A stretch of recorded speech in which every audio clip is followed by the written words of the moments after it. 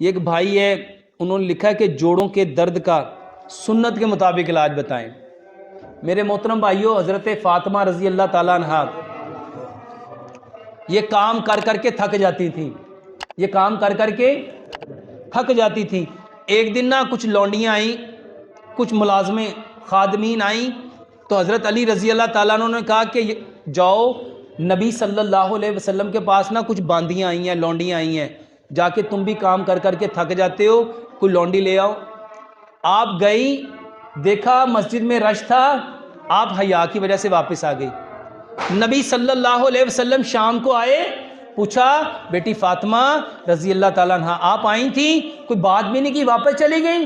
تو آپ حیا کی وجہ سے خاموش نہیں۔ حضرت علی رضی اللہ تعالیٰ عنہ نے کہا کہ یا رسول اللہ صلی اللہ علیہ وسلم کام کر کر کے جوڑ درد کرتے ہیں، ہڈیوں میں درد ہوتی ہے، تو لونڈیاں آئی تھی میں نے بھیجا تھا۔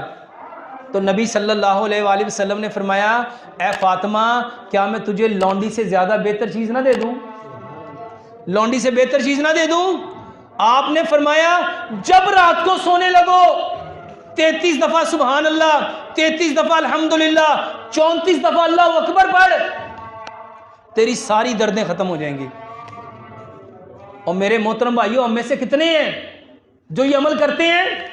ہر نماز کے بعد بیٹھ کے تسلی سے، سکون سے 33 دفعہ کو سبحان اللہ سبحان اللہ سبحان اللہ، 33 دفعہ کو الحمدللہ الحمدللہ الحمدللہ، 34 بار کو اللہ اکبر اللہ اکبر۔ میرے محترم بھائیوں، اگر درد رہ جائے پھر کیا نا، ہماری بدقسمتی کیا ہے؟ تیزی کا کام کس کا ہوتا ہے؟ تیزی کا کام کس کا ہوتا ہے؟